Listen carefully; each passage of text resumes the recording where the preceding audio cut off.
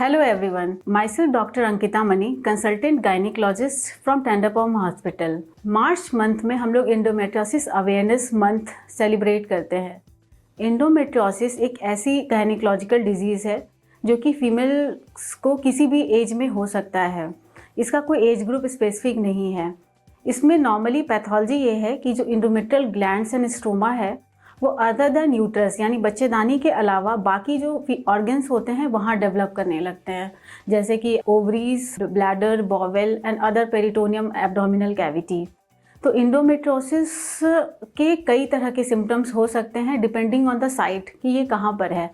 अगर पेशेंट्स को ये ओवरी में है तो ये पेशेंट इंडोमेट्रियोटिक सिस्ट लेके प्रेजेंट करते हैं, जिसमें उन्हें मेनली डिस्मिनोरिया पीरियड्स के टाइम पे बहुत ज़्यादा दर्द होता है, और जब वो साथ होते हैं तो उन्हें डिस्पैरिनिया की प्रॉब्लम होती है, साथ रहने में हस्बैंड के साथ पेन होता है। अगर ये ब्लैडर एंड बॉवल को इन्वॉल्व कर रहे हैं, आपके पेशाब की थैली और आंत को, तो यूरिन पास करने के टाइम पे भी बहुत दर्द होता है, और constipation and pen during defecation उस टाइम पे भी बहुत ज़्यादा पेन होता है। पूरे पेट में हमेशा दर्द की शिकायत रहती है, पीरियड्स के टाइम पे बहुत ज़्यादा सीवियर पेन रहता है, और पेशेंट्स को इनफर्टिलिटी देखने में मिलता है, क्योंकि इंडोमेट्रियोसिस खुद में एक बहुत बड़ा फैक्टर है जिसकी वजह से इनफर्टिलिटी कपल्स में देखने को मिलती है। इसको हम लोग डायग्नोसिस के लिए इनके कुछ अल्ट्रासाउंड जो है बेसिक मैनेजमेंट में है कि आप अल्ट्रासाउंड से बहुत हद तक इसे डायग्नोज कर सकते हैं, but the gold standard is the laparoscopy.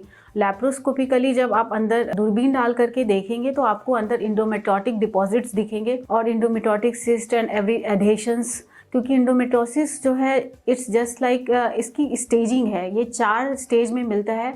Early stage में तो ये बहुत ईजिली मैनेज हो सकता है जब ये कोई एडिशन नहीं है, छोटा सा सिस्ट है, पर जैसे जैसे ये हायर स्टेज में जाता है और सिम्टम्स बढ़ते जाते हैं, अंदर सब कुछ चिपक जाता है और उसके बाद कोई भी सर्जरी भी पॉसिबल नहीं होती है। पेशेंट फ्रोजन पेल्विस की तरह प्रेजेंट करता है, जिसमें कोई सर्जरी भी पॉसिबल नहीं है और बहुत ज़्यादा पेन एब्डोमेन होता है।